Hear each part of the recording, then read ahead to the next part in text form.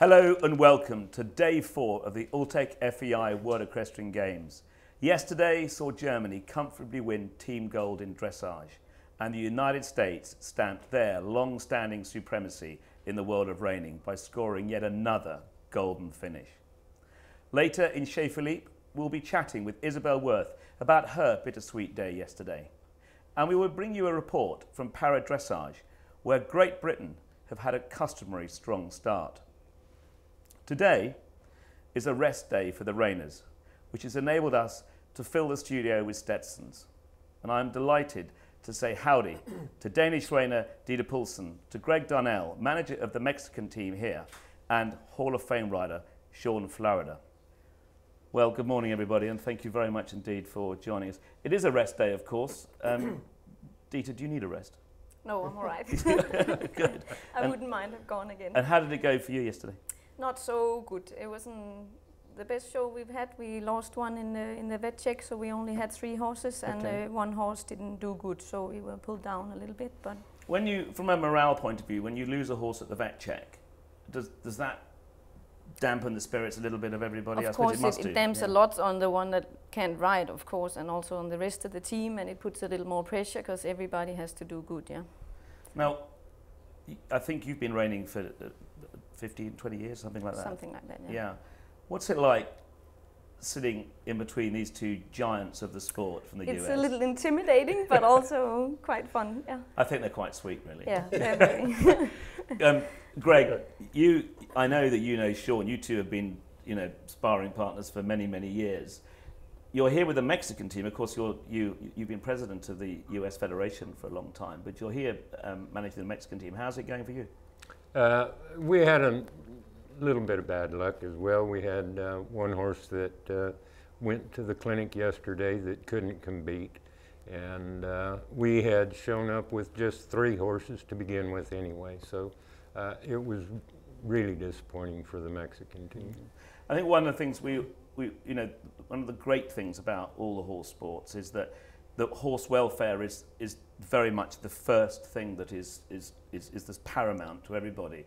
And of course, whilst horses may not compete because they don't pass the vet, fortunately in most cases, a couple of days' time they'll probably be absolutely fine. It's just a precautionary, and it's a very good thing, isn't it? It is a temporary thing. It is why the FEI has mandated and written its rule book the way they have. Well, talking about rule books, Shawn, in terms of success in the sport of reining, the rule book was thrown out the window when you were born. Just first of all, congratulations on yet another team gold medal yesterday. I think we should have a little reflection because FEI TV were in Kentucky 4 years ago and drama unfolded in front of our eyes, and I want to just reflect on that. Hopefully it won't happen again. I'm sure you've been checking your kit, but just tell us what happened. And we also ought to mention that you were riding straight towards a judge when things went wrong, and that judge is sitting right on my left. So tell us what happened in Kentucky. Just had some misfortune. I was loping the right circles, going pretty fast, and slowed my horse down, and my stirrup leather broke on my saddle. And of course he was right there. We seen eye contact. It just broke, and it was good there before we went, but a lot of people don't realize them horses, they're so strong, and when they do their maneuvers, they do move your body a lot. Yeah. So it does jostle you around some. It just broke, and bad luck, but hey, everything happens for a reason. Absolutely. Just wonderfully enough, that one guided that day. Yeah, and he is such a sweet horse.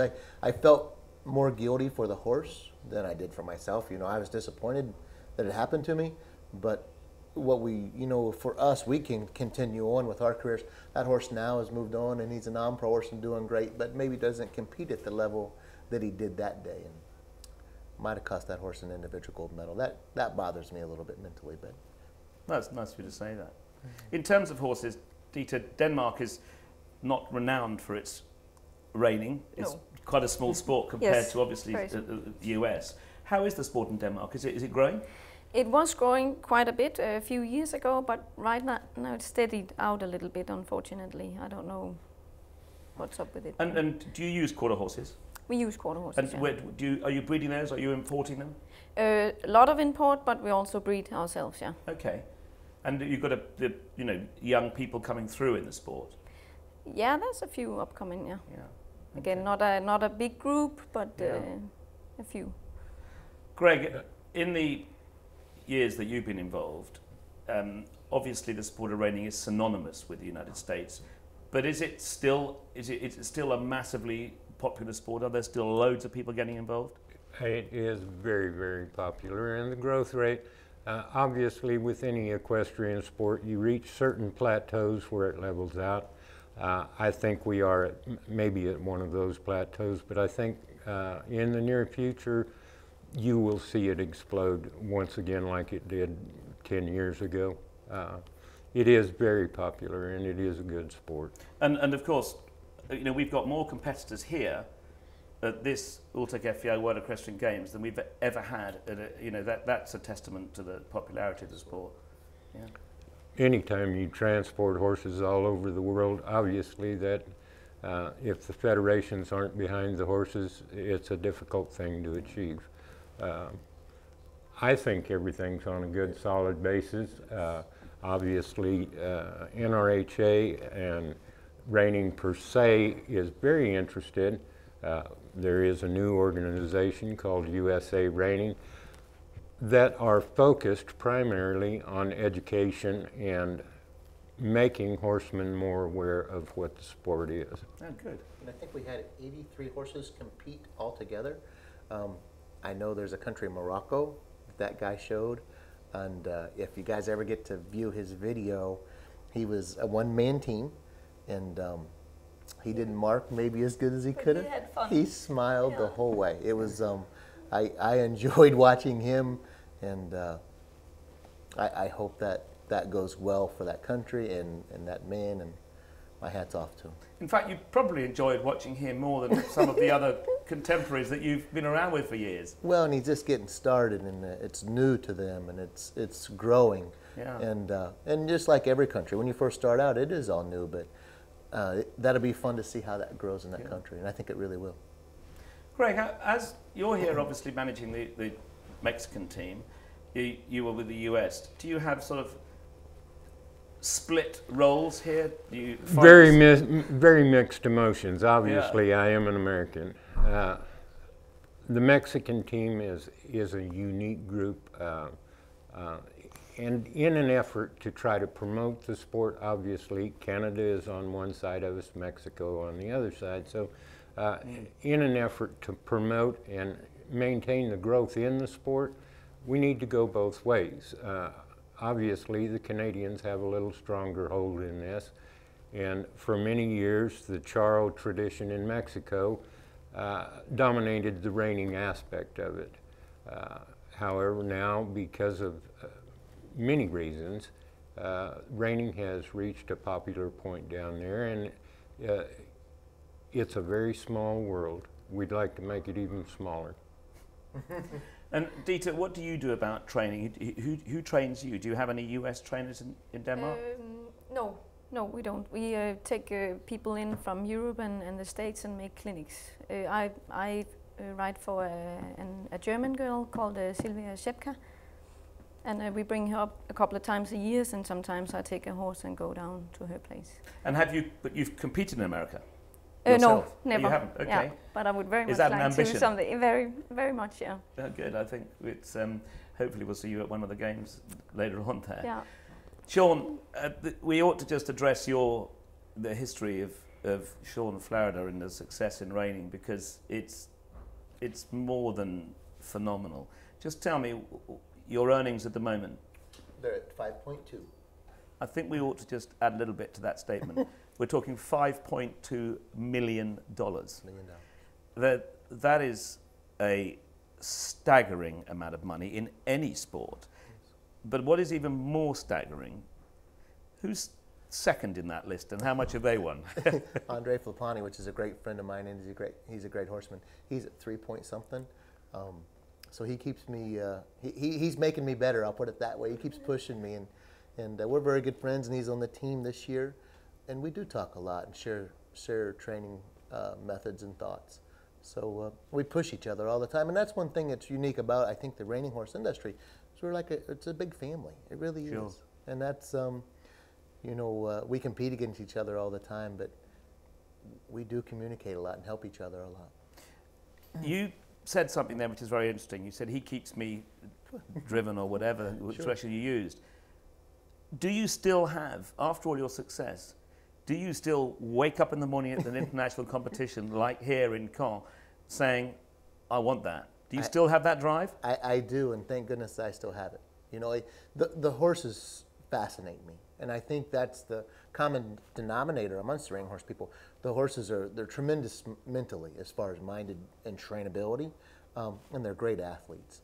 But the horses, and just to be around them, I feel I'm very blessed and very fortunate to be able to wake up every morning and want to go to work and be thinking about them horses. Sure. I'm very lucky. Yeah. Very lucky. And do you follow any other equestrian sports? I mean, obviously reining is your life, but do any of you actually have an interest? I mean, we all love horses, that's why you're here, and that's the first and foremost. But do you follow any other sports, Greg? In Mexico, there is a large concentration of jump horses. Sure. And one of my customers has a son that is looking toward Olympic Games as a jumper. So yes, in that respect, there is a certain amount of crossover that comes in there. I will have to say that the way that the United States have performed in the last few weeks in jumping, they're coming in here next week as favourites for the team gold here. They have had a phenomenal success over the last 3 or 4 weeks on the European circuit. Absolutely unbelievable. It's a very, very strong team.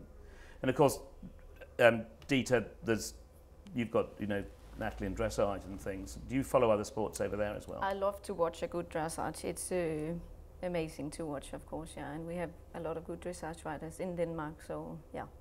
Okay. I want to just quickly ask you about the Stetsons, because you know, you guys with Stetsons, it's sort of, it's part of the whole operation. You wouldn't be the same without them. And I'm actually sorry, Ditte, that you haven't brought yours with you. Yes, but the women don't wear them all the time. No, I understand that. I understand that. Are you ever under any pressure to wear sort of licensed headgear, protective headgear at all? Or is the federations quite happy for you to just carry on wearing Stetsons? Initially, at Jerez, it was a question of point. Obviously, being born and raised in the United States, pretty much from a very young age with a hat, it is a cultural thing. It is part of us. We didn't relinquish it, Jerez, and I'm really glad we didn't. Sure. It is a mark. It is part of us. It is who we are. And the FEI have respected that and have taken that on board. So, I want to carry on the Stetson. When you get up in the morning, does the Stetson go on first before you actually get dressed? It does it for me. I do like my hat. I think for Greg it probably is.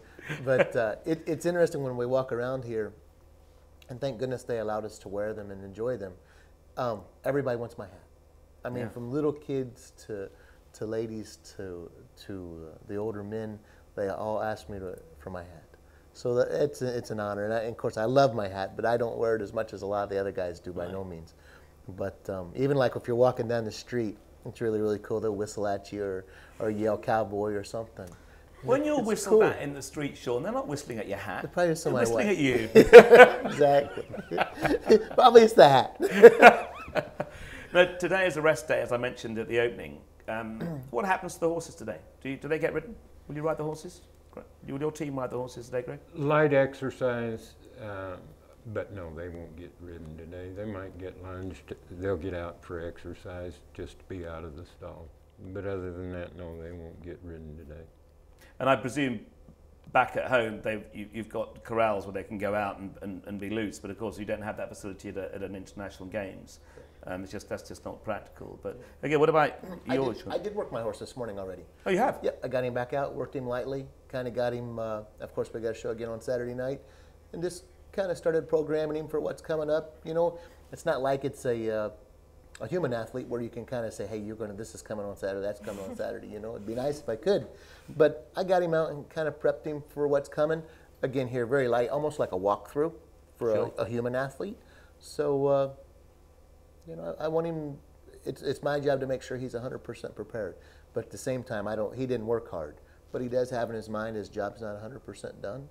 And my horse, he scored a lot yesterday, but he didn't work overly hard. He's really, really sweet, you know, and things are somewhat easy for that horse. So so it's a different pattern in the individual, is it? For me, you know, and I train horses for a living, I think each individual is a little different. And some horses, you know, if they're really, really quiet or they're too tired, you know, I might have given the day off. Yesterday, when I walked him back from showing, he's seen every squirrel, every bird, every flower, and tried to eat 3 trees on the way back. So I don't know that he was overly stressed. And I thought I better keep him working a little bit. So each one's individual. Yeah. And in the individual competition, you do a different pattern to the one in the team. Yes. Is that so? Do you need to do that pattern on your horses before the actual individual? No. There's no, I mean, there's no anticipation from the horses. You don't experience where they want to go left, but actually in this pattern it's going right. It doesn't happen. Of course it happens, but that's why you don't practice the pattern. I see. Okay, that's good. Well, the very, very best of luck to all of you as individuals coming up this weekend. It's been a super start for you, Shawn. A very, very amazing crowd in there yesterday, wasn't there? They went absolutely wild in there. Yes, awesome. How would you look in a hat? How would I? Yeah, how would you look in this hat? Well, I'm not as cool as you. You got to try it on. If I'm going to sit here, it matches the coat, and I'm going to wear Shawn Florida's hat, this is absolutely fantastic. And actually, I think I'm going to keep it on. Can I borrow it Saturday night? Yeah, I'll lend it to you back. Well, thank you very much indeed. I really appreciate you coming down here, and it's been lovely to see you all. The very best of luck. Best of luck to you, the teams and the horses, because obviously it's a huge operation getting here. And so we'll be coming over to see you tomorrow. Thank you very much indeed. Let's go and catch up with Sienna, who was at para-dressage yesterday. Today, Philip, I thought I'd give you an idea as to how big the site is here at the Alltech FEI World Equestrian Games. Yesterday, we were at the reining, which is all the way down there by the marquees, and today we're off to the para-dressage by the hippodrome. In everyday life, this is Con's racecourse, and as you can see, the stables are here. It's beautiful, but it's been transformed for the paras. Let's go take a look.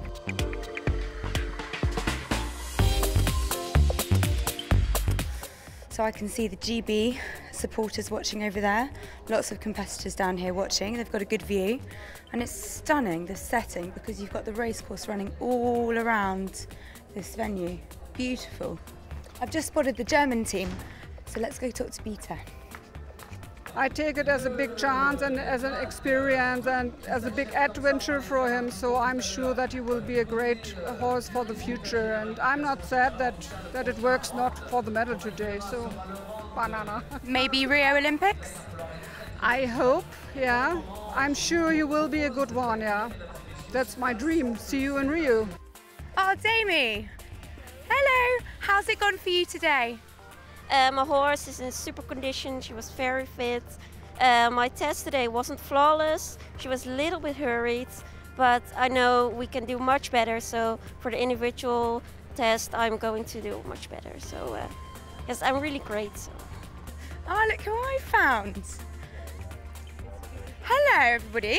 Hello. And Natasha, I hear that you have had a very successful day today. You must be thrilled. Yeah, I'm really, really pleased. JP and I won the grade 2 team test today, so I'm just so proud of him. The weather was not like this yesterday. It was torrential rain, but I come from Staffordshire in the UK, so my boy's very used to hacking out in the rain and the weather, but he was quite lit up in that arena. He's only 10, it's his first major championship, but I couldn't have asked for more. There was a discrepancy in the score, so I actually thought I'd come second. Spoke to all the media and said I was very pleased with my horse, but inside I was thinking, God, what can I do on Wednesday? But no, we were in first place and over the moon.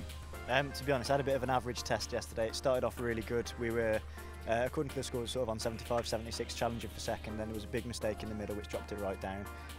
But yeah, tomorrow's another day, so we'll see how it goes.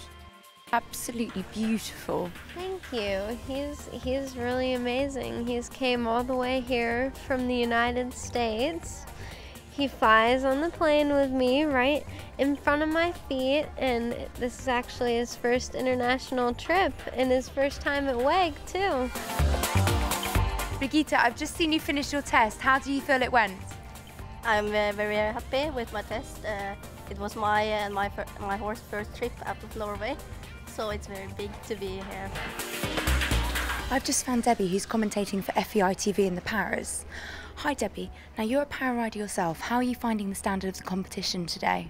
The standard is absolutely amazing. It's incredible where this sport has come from in the last sort of 10 years. The standard, you'd see these horses out competing in able-bodied competition. You really, really would. It's been a truly inspiring afternoon here at the paras, and I can only feel full of pure admiration for all the riders involved. Back to you, Phil, in the studio. Well, we're staying with dressage, and I'm very pleased to welcome into the studio Madeleine Winter-Schulze and Isabell Werth. Isabel, the first thing that everyone wants to know is, how is Bella Rose? And actually, what happened? Bella Rose is better already this morning. We are all really shocked and disappointed that she got a little inflammation in the hoof. So I have no idea, and we have no idea what happened exactly, but I think she got a bit too much pressure in the hoof, and she has a bit of silicone in the hoof. So there must something happened, and so yesterday in the afternoon we checked her and saw that there was a little problem.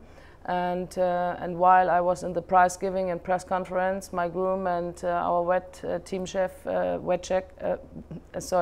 team wet, checked her, and then at the end in the evening we decided not to compete because she didn't deserve to compete if she's not really fit and 100%.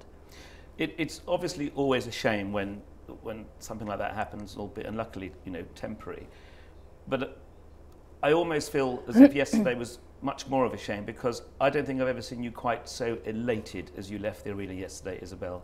You clearly scaled new heights with Bella Rose yesterday. Yeah, Bella Rose is such a special horse. She's a diva, a lady. So proud by herself and with a lot of self-confidence, but always kind and lovely, and with such a charisma and great talent. And I was so happy with her yesterday. I didn't know exactly what happened and what will happen in such a big stadium. Never before she saw such a stadium. Of course, we were in Aachen, but this was something new here, and she was really relaxed, and she was concentrated and did a great job, and was fantastic in the competition. And 1 point more to thank her for this. And now she's on the way home. It's this morning I was really happy to see that she's nearly fit again.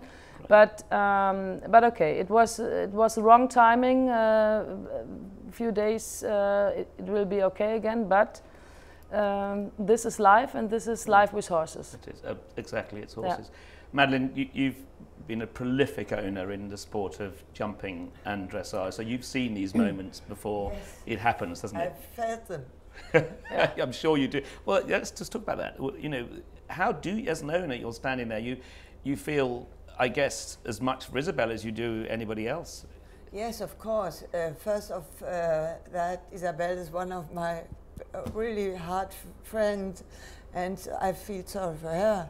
But also for the moment when we decided not to go on, of course I think it's the right decision, but I felt very sorry for Isabel, and she felt sorry for me.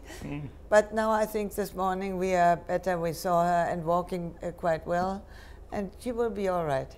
It's a bittersweet moment. Yes. But it is great news that she's better. When did you get involved in owning horses, Madeleine? Tell us how that happened. Well, it started very early. I was riding dressage and jumping, was German champion and all that, and my husband was also German champion, and so we got together and we were in Berlin, and they're riding there, and then we went over to Hanover, breeding a little bit also, and then when we decided at the end of the 19th year that we stopped riding ourselves, we tried to go on with horses. And so we got Ludger Beerbaum. We thought he's the best one. He was a good friend of ours. And I was very often on horse shows as a chef d'équipe for dressage, first with young riders and juniors, and then with seniors. And Isabel and I, we got to know and got the best friends of the world. And when her sponsor said, well, I go a little back with sponsoring the horses, we took over. And then Isabel, at the beginning of the 20s, Isabel was at our home in Hanover because her parents built up a new home for her where they were living. And then she went after 2 years back, and we got all the horses for her, and it's a wonderful friendship, even more than a friendship. And as an owner traveling around to the shows, do you like to sort of, I know you don't push yourself forward, you like to keep yourself just quietly in the background there all the time, but the pleasure it gives you must be immense, you know, when especially you've had many situations where your horses have been involved in medal ceremonies. Yes. How does that feel? Well, it's one of the greatest moments, and always again. You know, yesterday when they got the gold medal, and I saw Belarus riding, my tears came, and I'm glad that I can feel so wonderful with the horses and with the successes of our horses, and I hope it will stay for a long time. Isabel, Madeleine mentioned Ludger Beerbaum, and at the very early days, when you were teenage days, you actually jumped rather than dressage, didn't you? Yeah, a little bit. As a child, I was trying everything, but always dressage was my favorite.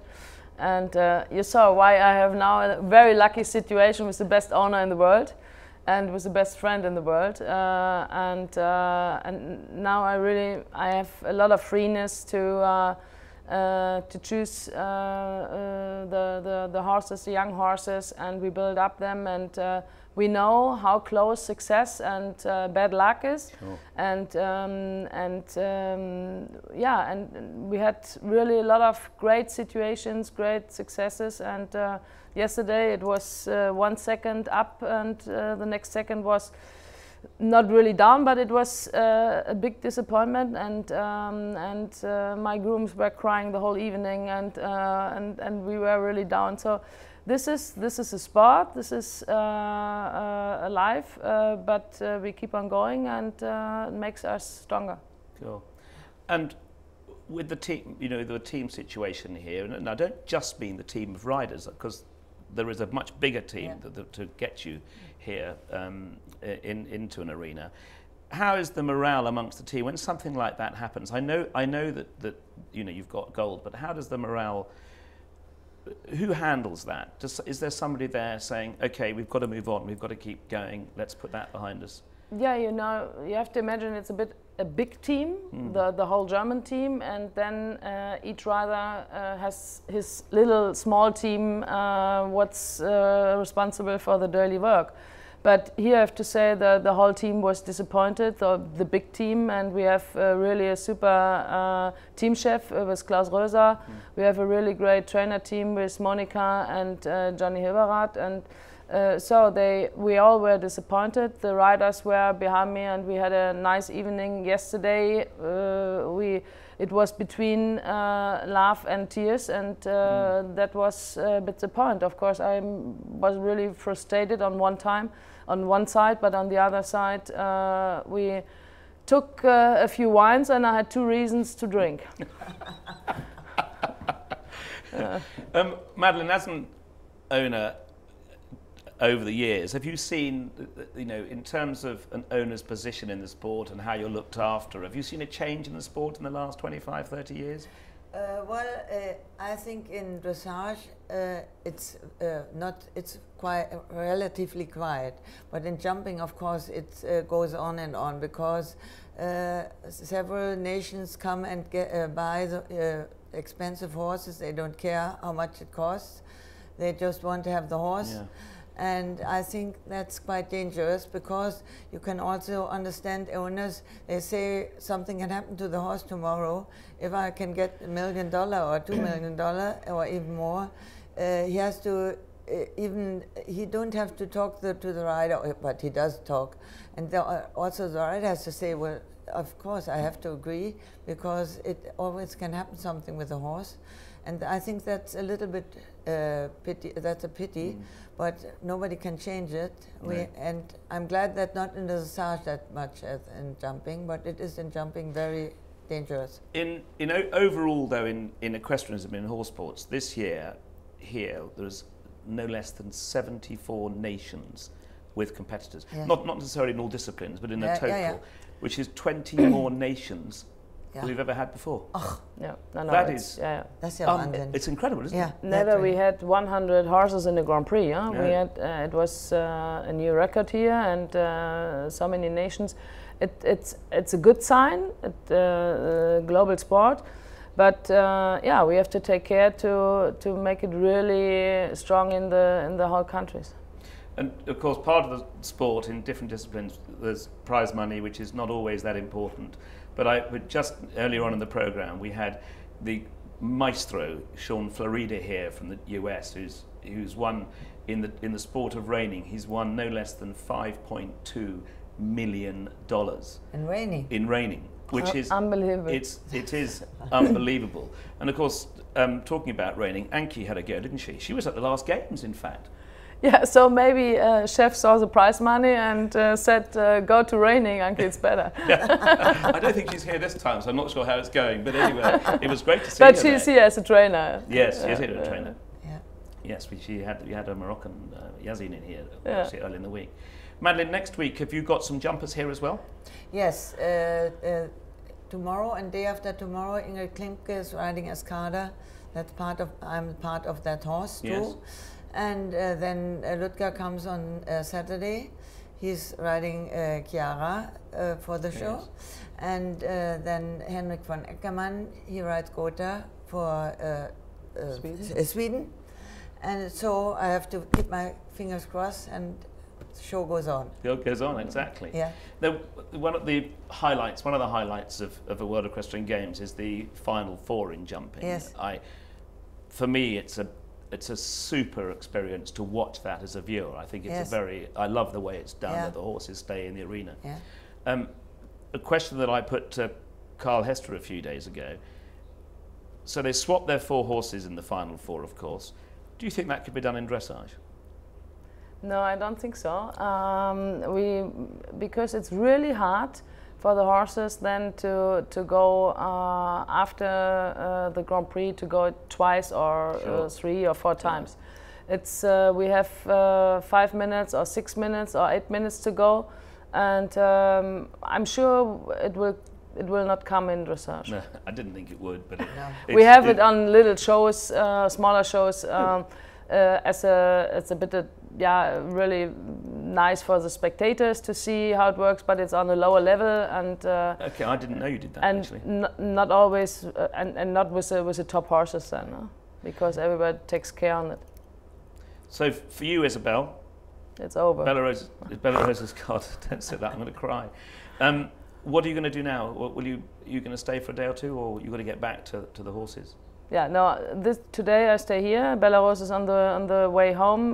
We took her back half an hour ago, and then I will leave this evening or tomorrow morning because I want to be home and to see how it's going on, and if we have to do something else. So this is a plan. And today I keep my fingers crossed for my colleagues, and then. Life goes on and the show goes on. It does go on. And Madeleine, so you've got another, I think maybe 10 days or something. Yes, about that. Yes. Well, the very, very best of luck, Madeleine, to you and the horses that you've got coming. And Isabel, may I say a very special thank you to you for coming in to the studio today, because it probably wasn't the thing that you really wanted to do this morning. So it's Thank you. very, very much appreciated. And many congratulations on yet another gold medal yesterday. So ladies, the very best of luck the rest of the week and the future. And thank you so much for joining us. On the FEI Facebook page, there's an exclusive interview with Zara Phillips, where she talks about the Alltech FEI World Equestrian Games becoming her first championship after becoming a mum. Also, the schedule for today is up, along with a lovely photo of Michael Elberg and Charlotte Dujardin at the prize giving yesterday, with Charlotte looking very happy holding Norman, the game's mascot. Over on Twitter, a fantastic photo has been uploaded of Jose Antonio Garcia Mena, love that name, from the Spanish team celebrating after his dressage test. Also, there's a hilarious photo of our very own John Kyle balancing a spoon on his nose. Zoe Lewis has tweeted, "Thanks at Davidson Dressage for the fab commentary on @myFEI." Instagram has been keeping us all amused with more brilliant photos from the games, including a great one of Charlotte Dujardin being interviewed after her stunning test. Finally, I've been nominated for the ALS Ice Bucket Challenge. I have 24 hours. Tomorrow, you can find out who I nominate. Let's see if we can get this to sweep the games and, most importantly, donate to charity. That's it for me for today. See you all tomorrow. So from us here in Chez Philip, until tomorrow, it's goodbye.